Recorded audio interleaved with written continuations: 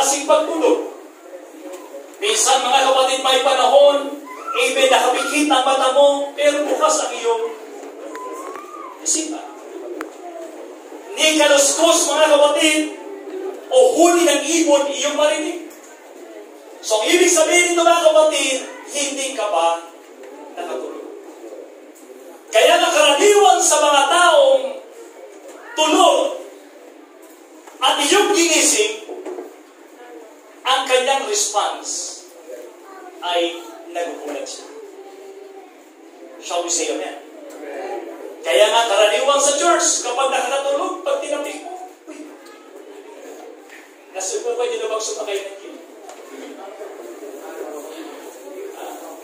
Yung habang ikaw'y nakaupo, tapos, yung antok ka na. Na pinipilit mong ayaw matulog dahil nakakaya, hindi talaga mapigil. Yung mga nakagigil dyan na experience yun. Di po mga kapatid na pinipilit mong gumising, pero pumipigil ka. At dapat hindi nito mga kapatid yung nakaganyan ka. Mas biglang gaganyan ka. Kasi kung may panong. Bakit ko nasabi ito kasi naranasan ko ito. Na kahit anong pilit ko na hindi na't gigising, ayaw talaga. Kaya may tendency mga kapatid na talagang nakakasiko tayo. Nakakwitan. So, ibig sabihin yun, nakatulog ka at nagising ka. Shall we say amen? Kaya lahat ng gising, magsabi, praise the Lord. Praise the Lord. Sabi mo sa katabi mo, wake up. Wake up. Because Jesus is coming. Very soon. Hallelujah. Palakpakan natin ang ating pagkaking ng Diyos. Ito ang panahon ng bawat pananampalataya na hindi tayo mga kapatid patulog-tulog sa ating pananampalataya upang mga kapatid pag dumating at marinig mo o tumunog ang trumpeta. Amen. Hindi ka maiiwan, hindi ka mga kapatid na kung saan hindi ka makasama. Bakit? Sapagkat ang pananampalataya mo ay laging buhaw o buhay sa ating Panginoon. This is the time that every church must be wake up. Shall we say praise the Lord? Kaya nga, dito po sa nabasa natin, when Isaac called Jacob, nung tinawag ni Isaac, ay we know that mga kapatid, amen, na si Isaac ay meron lamang meron siyang dalawang anak, amen, itong si Jacob at itong si Esau. And the Bible says, mga kapatid, when Isaac called Jacob to bless them, amen, ay masabi po natin na nakikita ni Esau kung paano i-bless ng kanyang magulang itong si Jacob. Nevertheless, mga kapatid, when Jacob heard, amen, the blessing of his father, amen, hindi pa ito talaga napapagbaga wala sa kanya. Amen. Hindi na gaanong binibigyan ng pagpapahalaga sapagkat, amen, ang gusto ni Jacob marahil hindi lang yung blessing ng kanyang magulang, kundi marinig niya yung blessing ng ating Panginoon. And sometimes, mga kapatid, nakarinig tayo ng blessing. Sometimes we pray. Amen. Sometimes, mga kapatid, our parents, mga kapatid, pray for us and pronounce a blessing. Si Jacob, mga kapatid, ay nakarinig siya ng tinatawag na magandang mensahe sa kanyang magulang. At ang sabi ni Isaac sa kanya, Jacob, sabi niya, ang iyong buhay ay magiging sagana. Ang iyong buhay, amen, ang iyong lahi ay maging kagaya ng isang tinatawag na buhangin sa karagatan at bituin doon sa kalangitan. What God promised, amen, to Jacob, mga kapatid, by his father, it is the same promise to Abraham. Kaya nga, yung pamana, yung blessing mula doon kay Abraham ay ipinasa kay Isaac, ay Isaac, mga kapatid, ipinasa sa kanyang anak. At ang sabi, mga kapatid, ni Isaac, but Jacob, ang sabi niya, pumunta ka doon sa uncle mo. At doon, mga kapatid, amen, panirahan ka. And his uncle Laban, mga kapatid, amen, when Jacob saw, mga kapatid, amen, si Jacob ay nanirahan doon ng maraming taon. At ang sabi, mga kapatid, amen, ni Isaac, at isa pa sa mga bining ko sa iyo, Jacob, amen, pagdating mo doon, mga kapatid, sa tinatawag na lugar ng iyong uncle, doon ka mag-asawa. At huwag kang kukuha ng asawa sa bayan ng Canaan. He was not to marry any of daughters of Canaan. And the Bible says Jacob obeyed his mother and father, and the Bible, he went away. Siya'y umalis, mga kapatid, amen, mula doon sa kanyang tinatawag na tahanan. Siya'y naglakad, naglakbay, papunta doon sa kanyang uncle. And along the way, mga kapatid, amen, when Jacob, mga kapatid, sa kanyang paglalakbay, dumating yung tinatawag na kapaguran. Inabot siya ng gabi, amen, at sa kanyang paglalakad, mga kapatid, amen, dumating yung tinatawag na kapaguran, amen, at siya po ay mayroong isang lugar na kanyang nakita, at ang sabi ng Biblia, dahil magagabi na, ang ginawa ni Jacob, siya po ay kumuha ng bato. At yung bato, mga kapatid, ito'y kanyang ginawang unan. Sino dito, mga kapatid? Sabi ko, mga kapatid, nung kami po ay nagkaroon ng prayer and fasting, mga pastor, ang hirap pag walang unan. So, bantay, mga kapatid.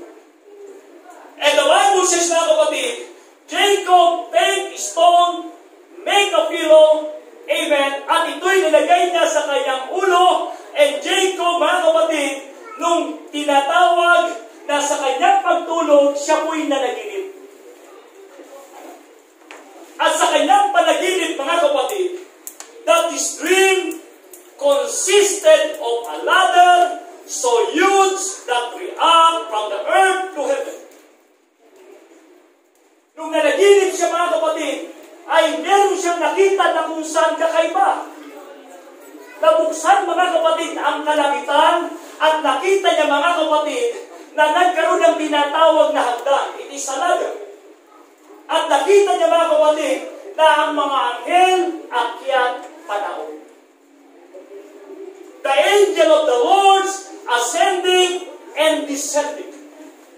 Amen. Bakit? Siguro ba, ito'y masarap na panaginip eh. Ano? Yung managinip ka, mga kapatid, hindi mo nakita yung kapitbahay mo, hindi mo nakita, mga kapatid, yung mga pangit, ang nakita mo, mga kapatid, yung kalangitan, na kung saan sa panaginip mo, parang ayaw mo nang makising, na kung saan ang mga anghel, nagtinatawag, nag-akyat, panaog, mga kapatid, ito yung pinakamaganda, na kung saan sa ating panaginip, makita mo, na kung saan ikaw ay nandoon at kasama mo ang ating Panginoon, andun inaaliw ka ng ating Panginoon, na kung saan andun ang Diyos na kasama mo, and that is the dream of Jacob. And the Bible says in Genesis chapter 20, and this is a most important thing na dapat po natin maunawaan. And it says in verse 13, ito yung sinabi ng Panginoon kay Jacob. Jacob heard the blessing from his father. Narinig ni Jacob, amen, ang mga basbas ng kanyang magulang, but it is not convincing for Jacob. Iba, mga kapatid, ang tinatawag na blessing ng magulang, iba rin ang blessing ng Panginoon. Ang sabi ng verse 13 kay Jacob, it is great. And he say, I am the Lord God of Abraham, thy father, and the God of Isaac, the land whereon thou liest. To thee will I give it, and to thy seed. And thy seed shall be as the dust of the earth. And thou shalt spread abroad to the west, and to the east, to the north, and to the south. And in thee, and in thy seed, shall all the families of the earth be blessed. Ang sabi ng Panginoon sa kanya, na ang iyong pamilya mula dun sa north, south, east, west, ang sabi niya, na ang iyong tinatawag na pamilya ay magiging blessing sa buong mundo. Verse 15, and behold, I am with thee, and will keep thee in all places, whither thou goest, and will bring thee again into this land, for I will not leave thee until I have done which I have spoken of thee.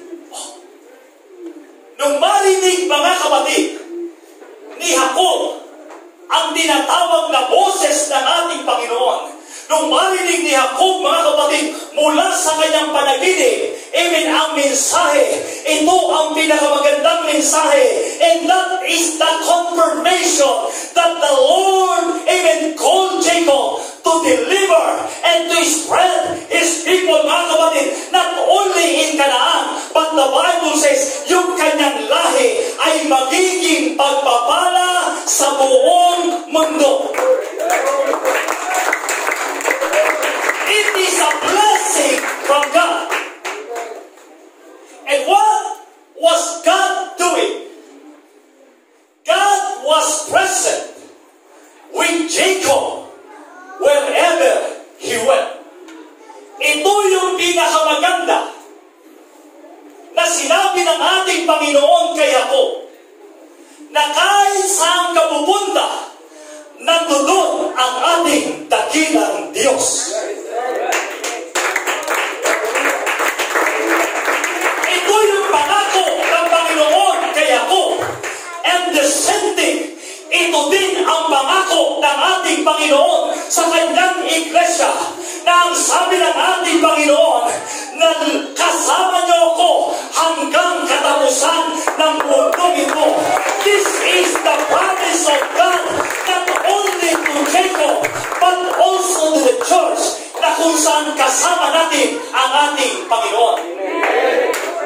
O palakpakan natin ang ating dakilang.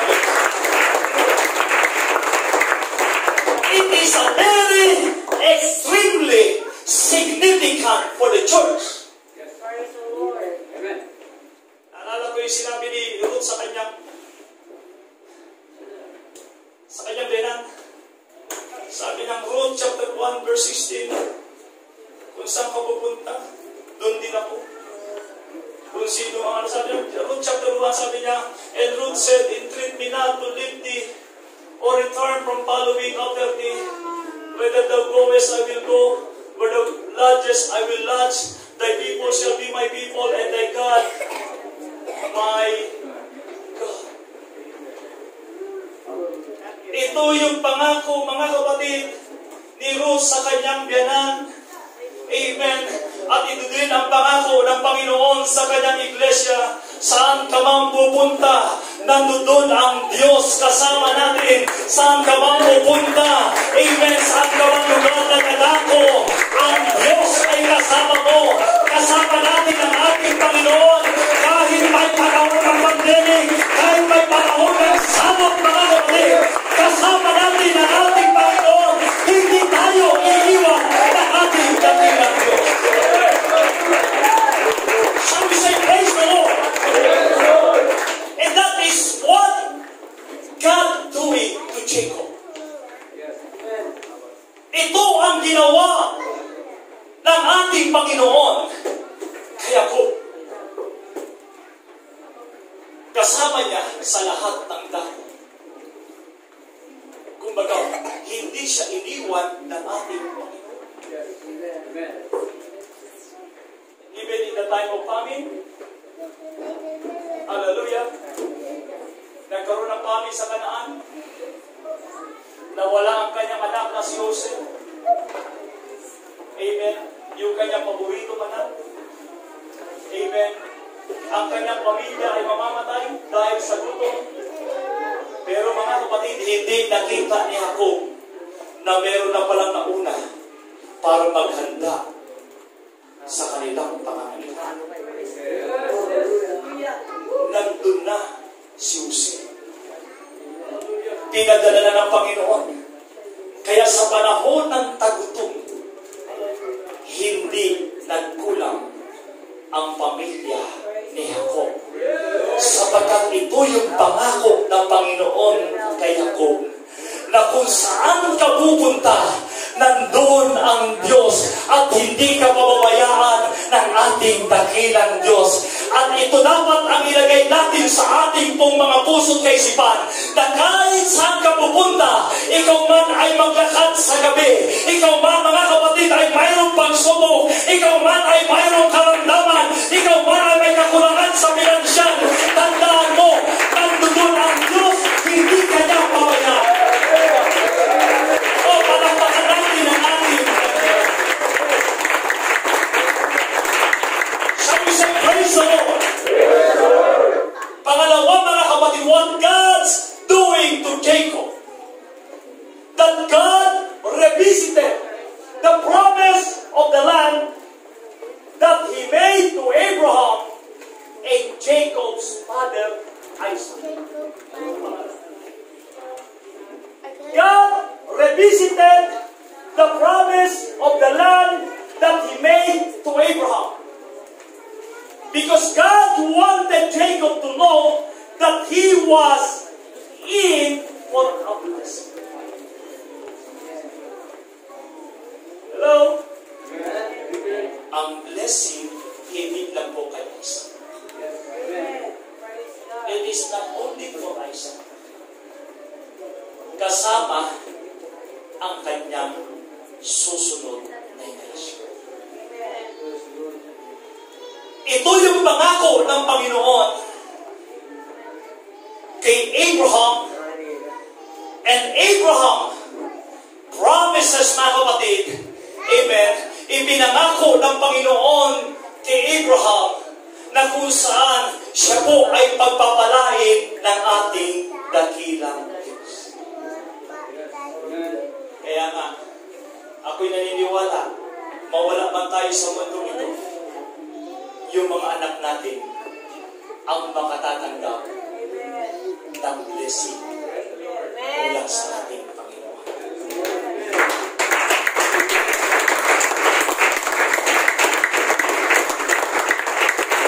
Sa palagay ko lang mga kapatid, ang Diyos mga kapatid ay pagpapalain na walang dahilan. Pagpapalain ka na walang dahilan.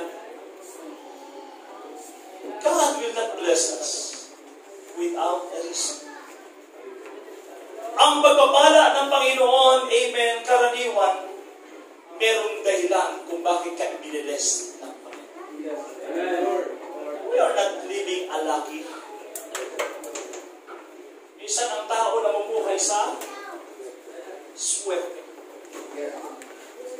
And as a children of God, hindi tayo namumuhay sa tinatawag na swerte. Sapagkat mga kapatid, lahat ng tinatanggap mo ay merong dahilan. God has a reason for His blessing. Shall we say amen? Remember mga kapatid, God has a nation in the mind through Him, the entire earth. Sa kaisipan ng ating Panginoon, na kung saan merong bansa na magpapala sa buong mundo. Merong bansa na magpapala sa buong mundo, at ito mga kapatid, amen, ang bayan ng Israel. Kaya nang mapansin nyo, amen, sa panahon natin ngayon, kahit gaano kaliit ang bayan ng Israel, ang bayan ng Israel ay hindi pinabayaan ng ating Panginoon. Even in the time of war,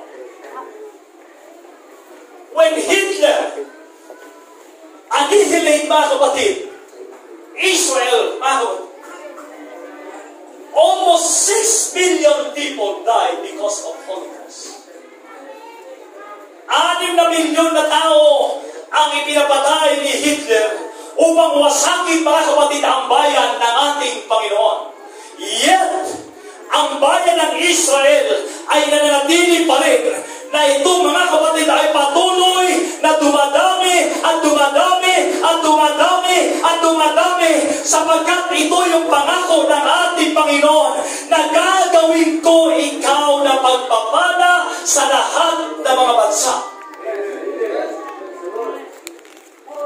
Makita natin ang bayan ng Israel. Amen. Doon umusbong ang napakaraming scientists. Hello? Meron pang lugar sa Israel na parang meron silang hope. Alam mo mga kapatid, ito yung mga testimony nila. Sapagkat ano dyan mga kapatid, yung mga Hezbollah ba yan? Sa mga karating bansa nila, patuloy silang pinadadalahan ng mga missile. Amen. At doon, mga kapatid, malayo pa lang, amen, sumasabog na ang missile. Walang nakakalusot sa bayan ng Israel. Bakit? God has already protected His people. Palakpakan natin ang ating. That's why our world is blessed because of a long time ago. Kaya tayo pinagpapala ang bansang Pilipinas, sapagkat, mga kapatid, sa panahon ng World War II, ang mga lahi ni Israel, amen, yung mga bansa na kapaligid natin, hindi tinanggap ang mga Hudyo. Ang mga bansa na kung saan Muslim, hindi tinanggap ang mga Hudyo. Kaya anong ginawa ng ating presidente? Ang mga Hudyo na kung saan unti-unting nawawala, pinapatay, sila, mga kapatid, ay narirahan dito sa ating bansa. Kaya nga, ang Marikina, meron diyang isang tinatawag na area, doon itinira ng ating presidente ang mga Hudyo na kung saan nais ipapatay. At ang sabi ng Biblia, in Genesis chapter 12, verse 2, it says that, and I will make of thee a great nation, and I will bless thee, and make thy name great. And thou shalt be a blessing. I will bless them that bless thee, and curse him that curse thee, and in thee shall all the families of the earth be blessed. Ang sabi ng ating Panginoon, and thou shalt be a blessing, and I will bless them that bless thee. Pagpapalain ko ang tao, ang bayan na nagpala sa inyo. Lahat ng mga tao na kung saan nagbibigay ng pagpapala o nagmanalangin sa bayan ng Israel, ang sabi ng Panginoon, pagpapalain ko ang bayan na yan. It is not the promise, mga kapatid, only to Israel, but those who bless Israel. Amen.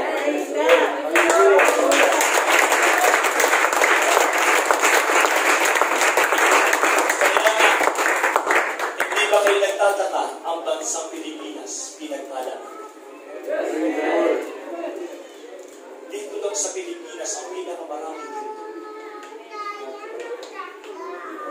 Sa Mindanao, magpupay ka lang, lumalabas diesel o gas. Kahit saan ka pupunta, mga kapatid, amen, may mina sa bawat lugar. Amen. Kaya nga ang Amerika ayaw nilang iwan.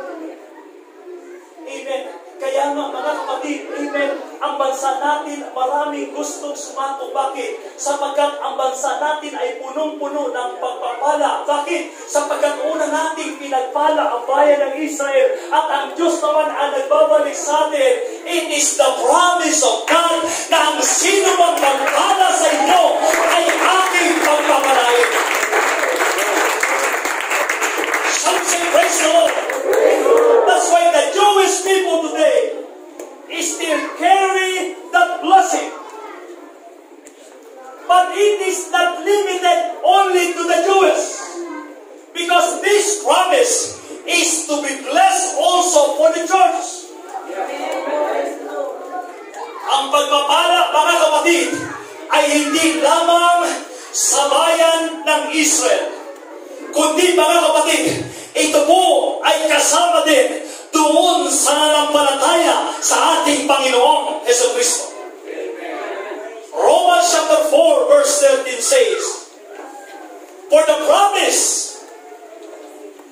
that He should be here on the world was not to Abraham or to his seed." Listen to me. Nakinig kayo.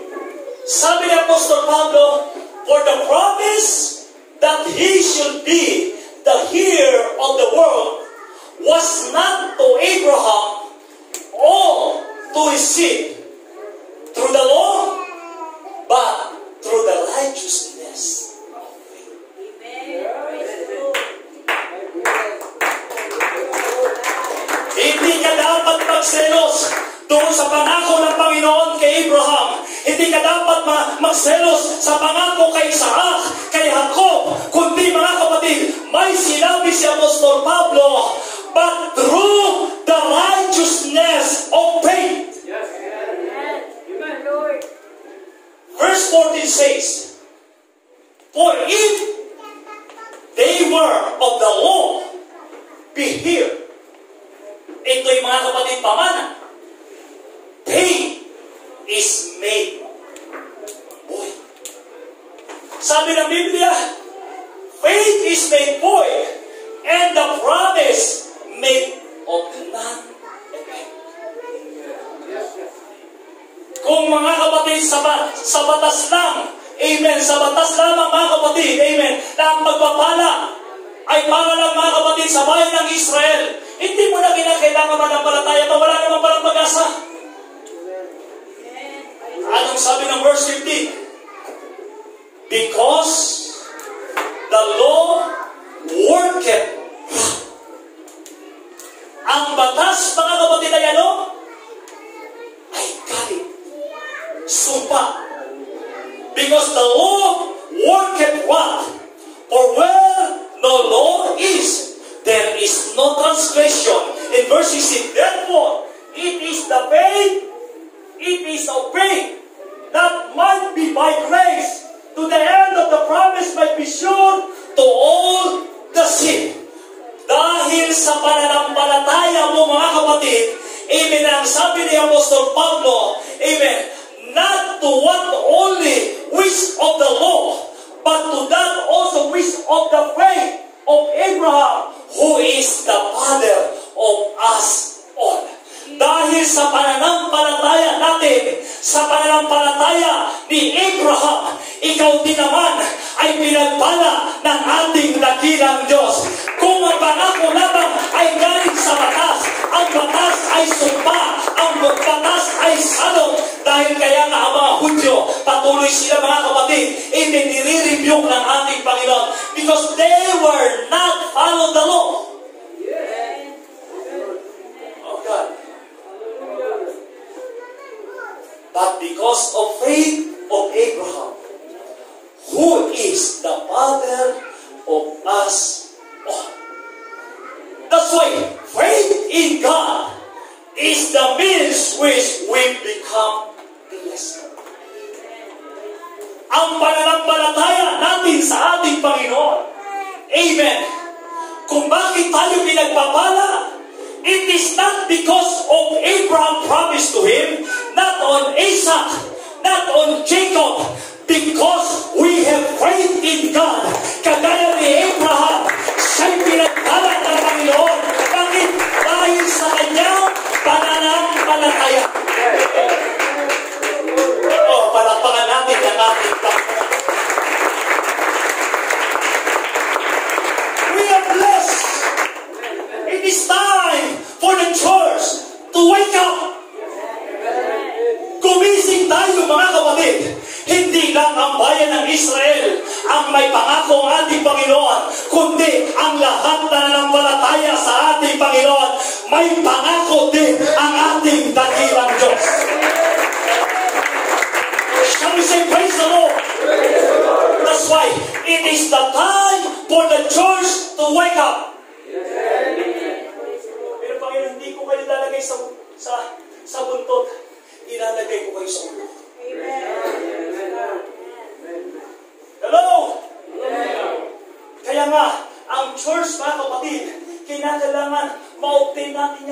blessing na yan. Amen. Kaya minsan wala tayong blessing. Bakit? Sapagkat ang pananampalataya natin, amen, ay nawawala. Lagi tayo nag-aalinlangan. Oh, shall we say amen? Magbibigay ako. Kabili kaya? When you give unto God, just believe. Ano yung ibig sabihin ng doubt? 50-50. Okay? Kaya doubtful matter is liberty. Karaniwan, may mga doubt. Well, kung may doubt ka, mas maganda na yan. Meron pang 50. Amen?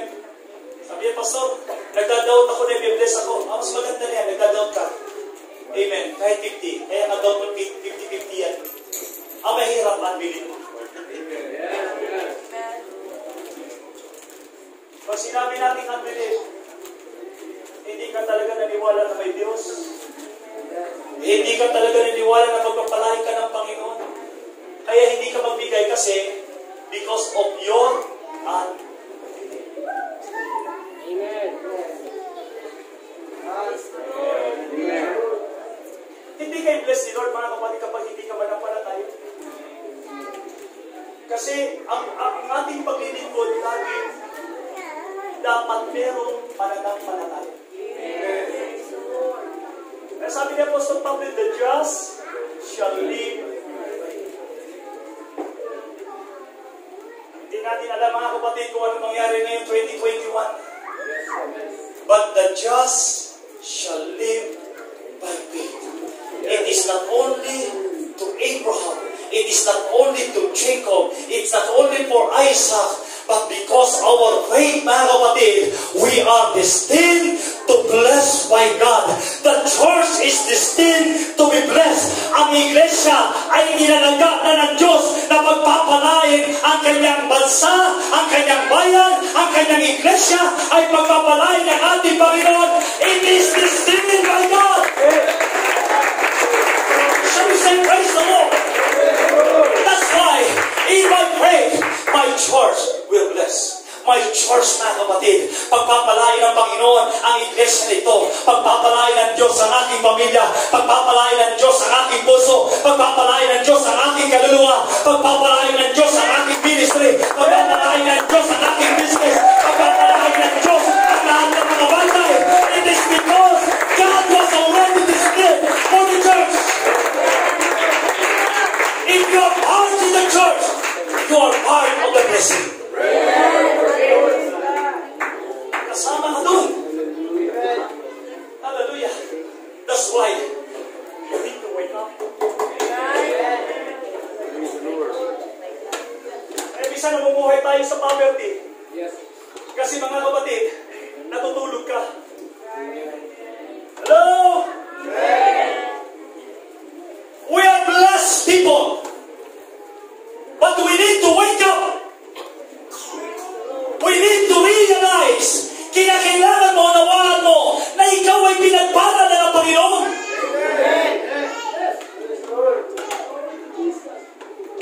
Bisa namumuhay tayo, mga kapatid. Amen. Sa poverty. Because your mind. Hello?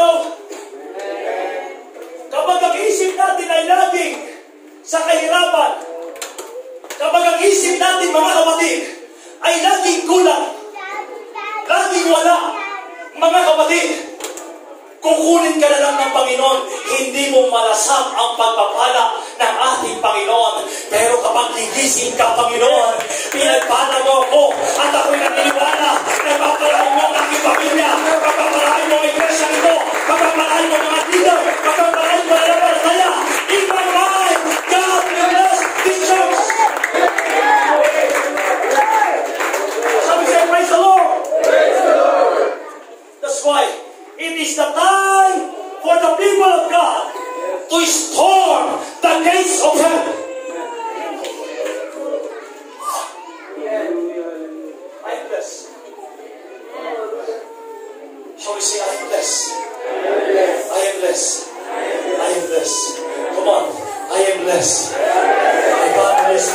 Hey, Jesus Christ. Amen. My soul, my nation, my leader, everything, mga kapatid, i-bless sa ating dakilang Diyos.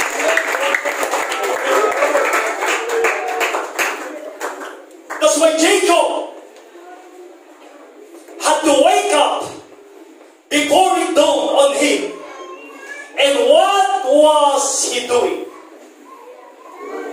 Nung magising, mga kapatid, nung magkagabi na, o mag-umaga na,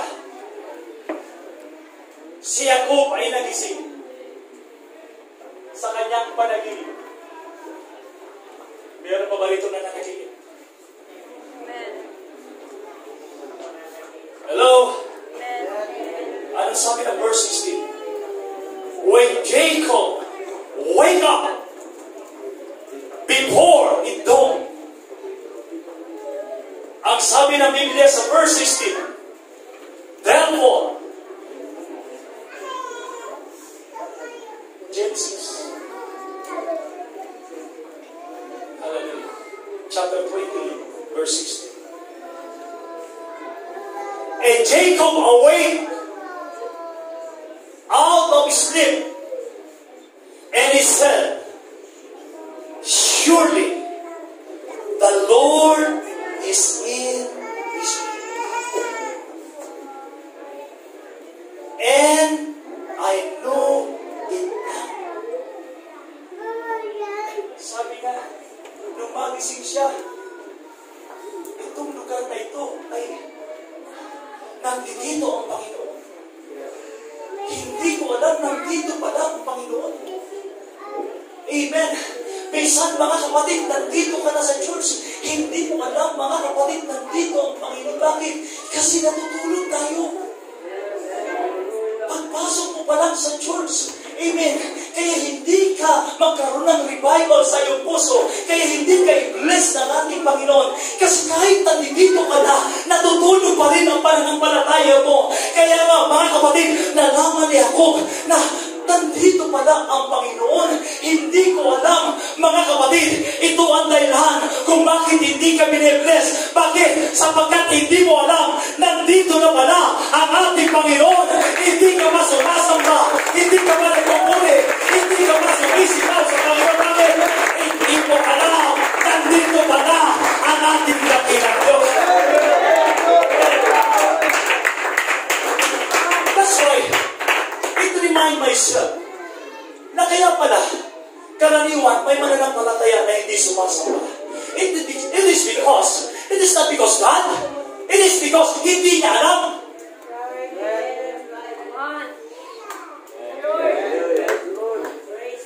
Pero kung alam na natin, nandito na pala ang Panginoon, there is no reason na hindi ka susunod. Hindi ka magpasalamat sa ating Panginoon. Kaya nga, pagpasok mo pa lang sa church, pagpasok mo pa lang sa pintura na yan, dapat mong malaman at gisingin mo ang iyong espiritu, ang iyong kaluluwa, nandito ang ating Panginoon.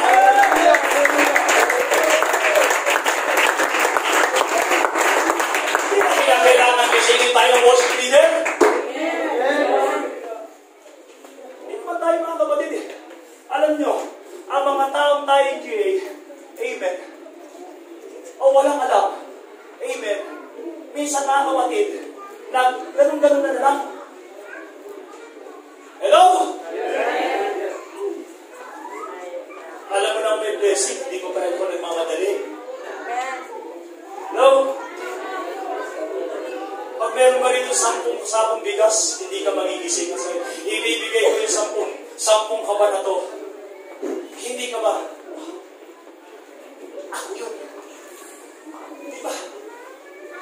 Eh bakit minsan pag pupunta tayo rito, parang lagi tayong tinatamad?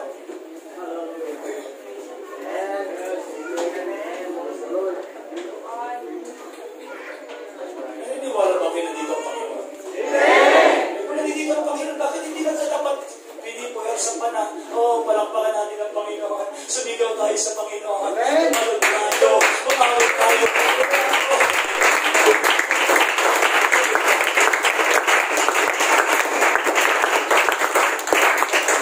Kaya sabi niya ko,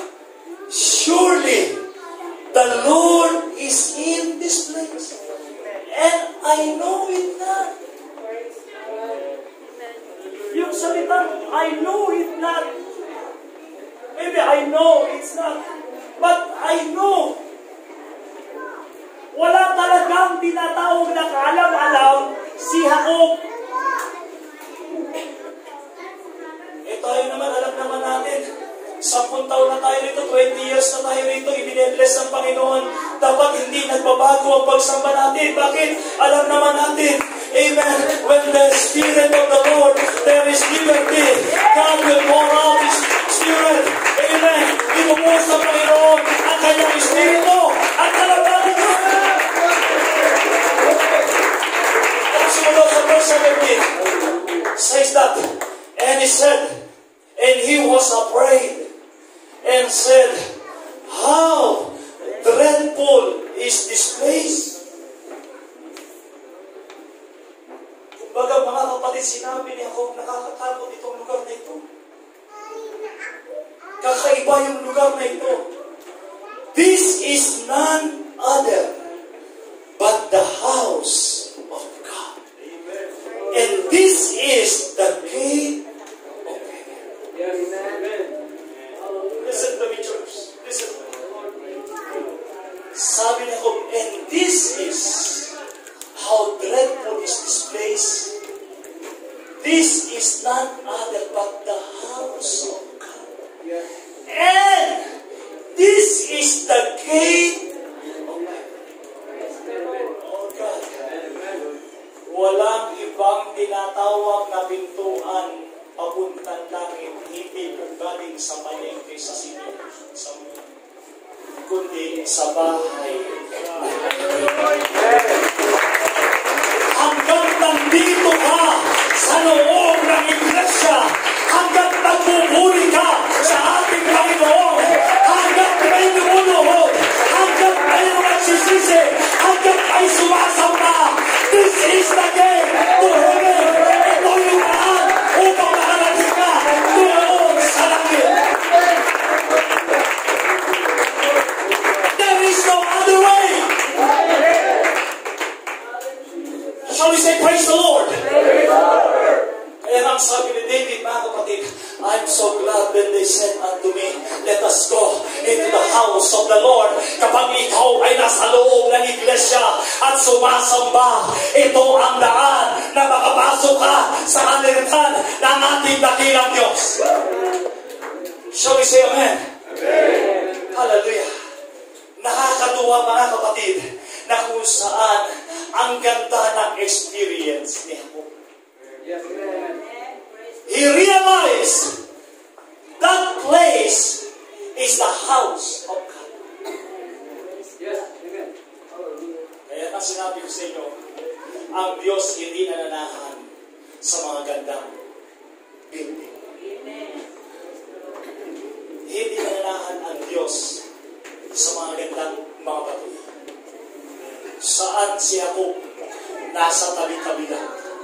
Pero hindi ibig sabihin, amen, na kung saan wala ang Diyos. Mga kapatid, hanggang merong Diyos, mga kapatid, na nangako sa kanyang iglesia, ito ang pangako niya, na ibubuhos niya ang kanyang banal na Espiritu, amen, sa lahat ng laman.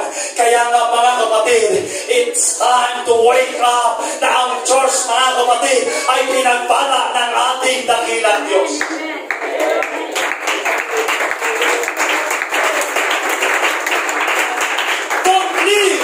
As a beggar. Huwag tayong mamuhay na para tayong mga pulubi. Hello? Where is your God?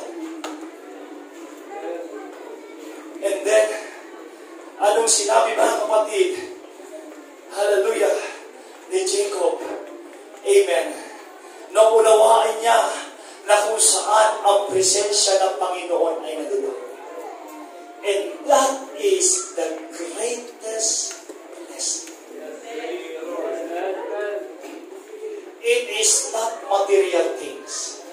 It is not, mga kapatid, money. It is not house. It is not car. Hindi, mga kapatid, ang magandang kalagayan sa buhay.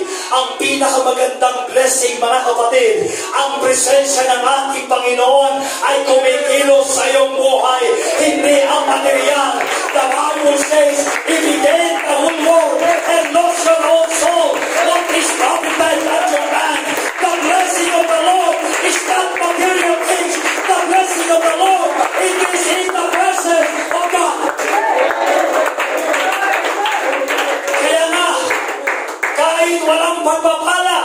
masaya tayo.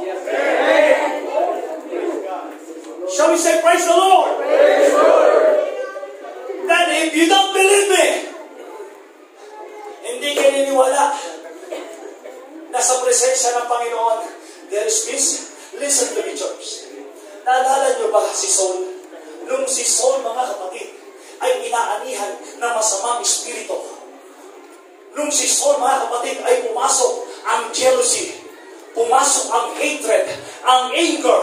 Amen. Anong ginawa, mga kapatid, ni David? Ang ginawa ni David, kumuha siya ng tinatawag na panugtog. Si David ay umawit. At habang si David ay umaawit, mga kapatid, ang masamang espiritu ay umaalis. Bakit? Sapagkat ang presensya ng Panginoon ay kumikilos sa buhay ni David.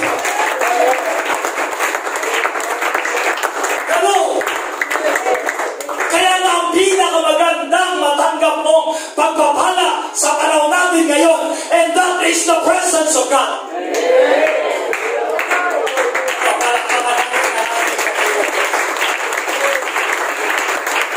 It is the greatest blessing that God indwelling His presence in us. Hello! Kaya nga, marami kang kailangan, marami kang gusto sa buhay mo, minsan hindi mangyari. Bakit, mga kapatid? Amen. Kasi ang nasa isip mo, puro material. Nangangarot si pastor, iba ang iniisip mo.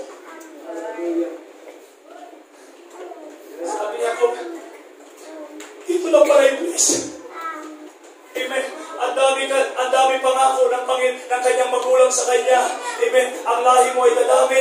Amen. Ang lahi mo ay kagaya ng mga bituin sa langit. Kagaya ng mga tinatawag na mga sun sa karagatan. Pero mga kapatid, naunawaan ni Jacob na iba pala ang presensya ng ating Panginoon. Shall we say amen? Hallelujah. Kaya nga, itong si Jacob ay patuloy na pinagpala ng ating Panginoon sapagkat naunawaan niya na ang pinakamagandang pagpapala hindi ang material things kundi ang presensya ng ating dakilang Diyos.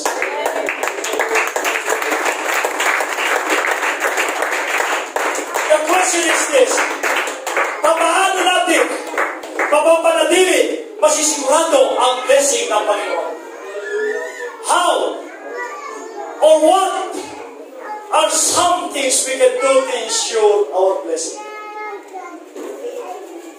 Tingnan natin, mga kapatid, ang ginawa. Number 1, Jacob craved the things of God. Paano natili ang blessing ni Jacob? It says, Jacob craved the things. Alam niyo ba yung sino ba rin naglihi? Hindi ba yung mga kababaihan pa naglilihi? Minsan sinasabi ng babae, kapag hindi mo ko pipila ng santo, malalaglag ko. Pag hindi ako nakakain ng itlog na pula, malalaglag ko. Minsan sinasabi ng babae, kung nag-crave yan, mga kapatid, amen, talagang parang hirap na hirap siya. Gagawin niya ang lahat, sasabihin niya sa kanyang asawa, amen, di ba naglalag mo ako? Naglalaway ako sa singkamas na maasim.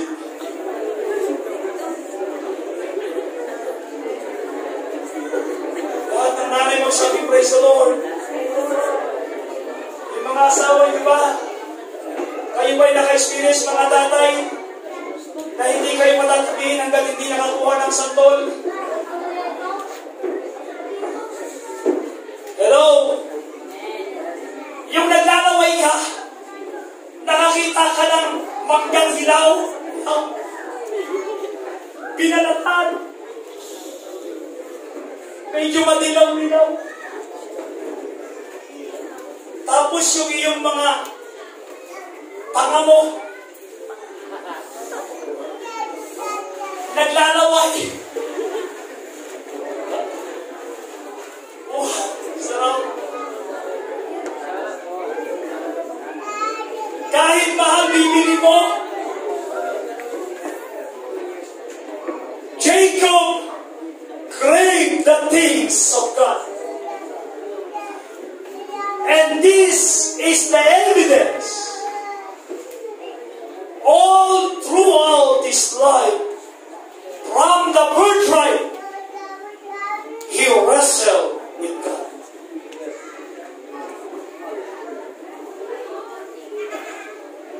Maalala niyo mga kapatid, dapat ang blessing kay Esau. Ano nangyari? Kasi gusto ni Jacob maging ang kanyang magulang, maipasa sa kanya ang blessing.